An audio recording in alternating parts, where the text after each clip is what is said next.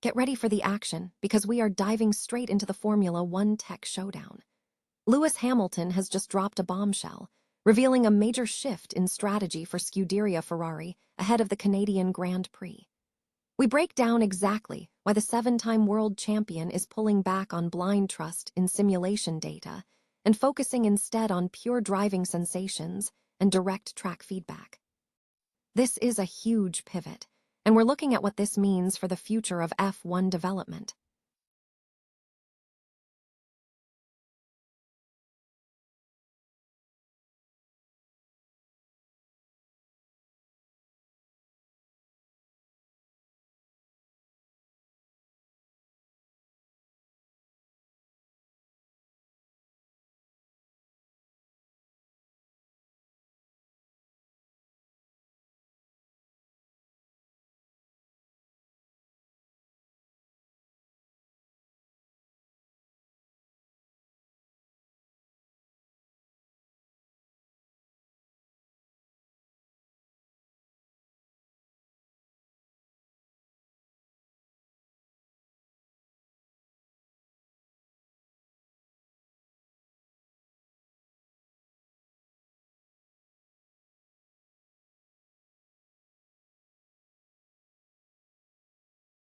Far less freedom to express themselves publicly, pointing to how corporate interests are shaping what drivers can and cannot say. We examine this growing debate about authenticity versus brand management in the sport. And finally, the future of the Ferrari pipeline gets a massive boost. Junior Rafael Camara has officially secured his eligibility for a Formula One race seat by earning an FIA Super license. This development makes the Brazilian a serious contender, especially with the ongoing speculation surrounding Esteban Ocon at Haas. Stay with us because we break down everything you need to know about Camara and what this signals for the Ferrari Driver Academy. Ferrari and McLaren are charting divergent technological courses in Formula One, highlighting a fundamental split in philosophy regarding the role of simulation technology versus driver feedback. At the heart of modern F1 lies a delicate balance between advanced simulation and the irreplaceable, instinctive skill of the driver in interpreting real-world car behavior. Currently, Scuderia Ferrari and McLaren are navigating this balance in markedly different ways. Scuderia Ferrari is facing internal challenges regarding the fidelity of its simulation data. Following a recent event, Lewis Hamilton indicated a discrepancy between the virtual environment data generated in Maranello and the actual performance delivered by the SF-26 on track. Consequently, Hamilton has announced a strategic shift ahead of the Canadian Grand Prix, emphasizing less reliance on simulation data and a greater focus on pure driving sensations and direct track feedback.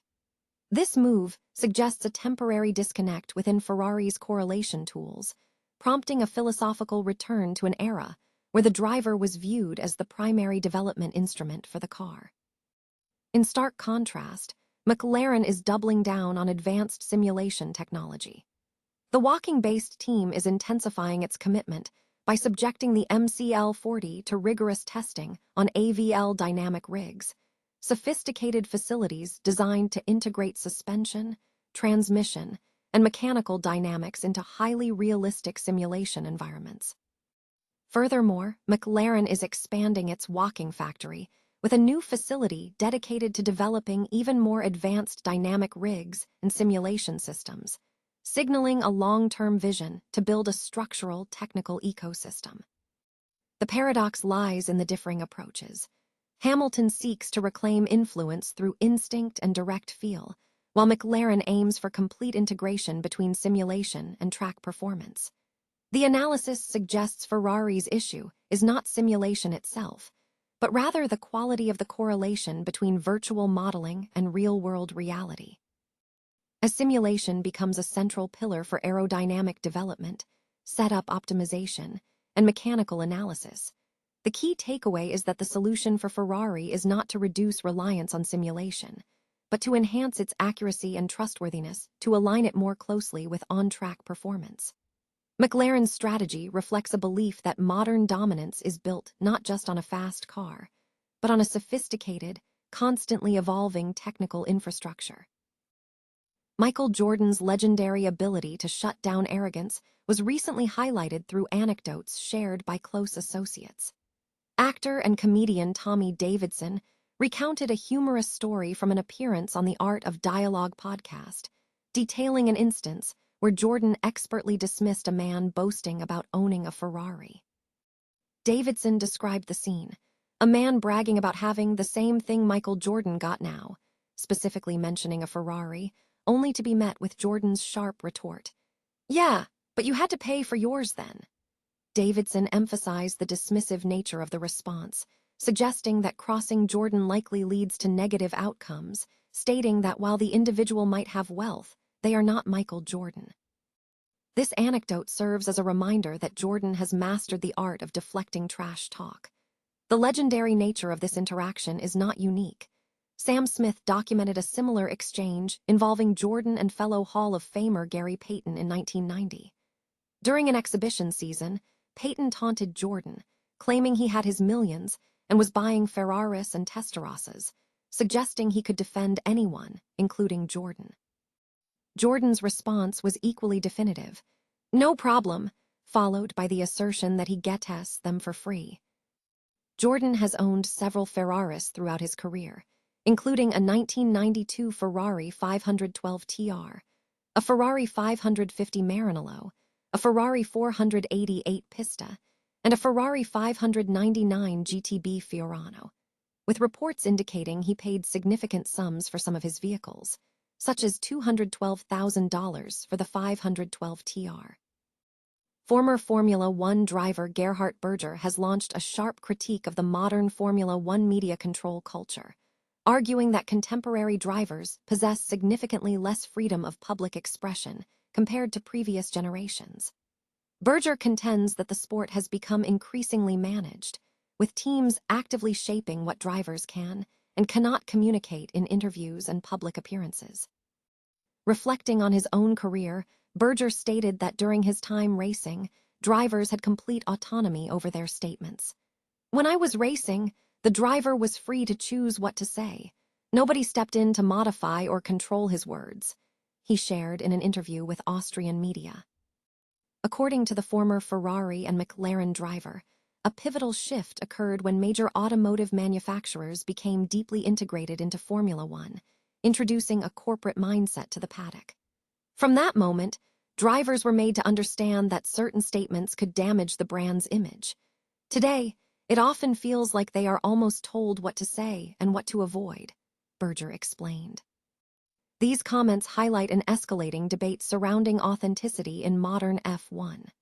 Critics argue that the pervasive use of media training, brand messaging, and sponsor obligations curtails the raw personality that once defined the sport, even as teams defend these measures as necessary for commercial protection. Berger also referenced recent discussions involving Lando Norris and McLaren, noting that certain subjects were reportedly avoided during interviews with the British driver, reinforcing his concern about a tightly managed media environment.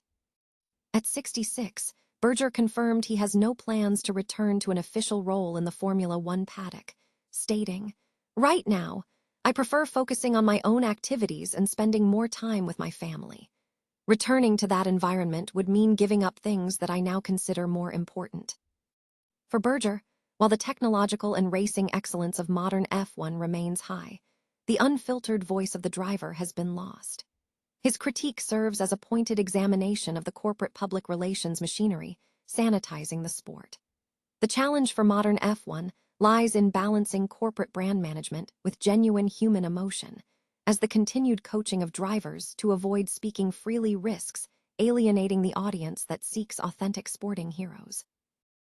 Ferrari Jr. Rafael Camara has emerged as a surprising candidate for a Haas Formula One seat following a significant milestone in his career. The reigning Formula 3 champion and a standout prospect within the Ferrari Driver Academy has officially qualified for an FIA Super license after completing his first Formula One test in the SF25 during Ferrari's recent testing of previous cars program in Hungary. This achievement moves him from a long-term development prospect to an eligible Formula One competitor. Amid ongoing speculation regarding Esteban Ocon's future at Haas, and with Oliver Bearman firmly established at the American team, the focus is shifting toward Ferrari's driver pipeline. Ferrari's close technical and strategic partnership with Haas is positioning the American outfit as a proving ground for Maranello's young talent, a model already demonstrated by Bearman's presence. Camara's profile makes him a compelling subject. Having won Formula 3, he is now entering his Formula 2 campaign, and his first Ferrari F1 test signals that the Scuderia views him as a serious, long-term investment. The scenario of an all-Ferrari Academy Haas lineup, featuring both Bearman and Camara, would grant Ferrari substantial influence over its partner team, while providing two of its brightest prospects with crucial F1 race experience. While a mid-season promotion remains a bold step and Ferrari typically favors structured progression, the convergence of performance pressure, internal politics, and opportunity in Formula 1 can rapidly alter established plans. With the super license secured and F1 eligibility confirmed, Camara has moved significantly closer to the conversation. Should an opportunity arise, Rafael Camara is no longer just a distant prospect, but a realistic, short-term option Ferrari could seriously consider should a vacancy open up.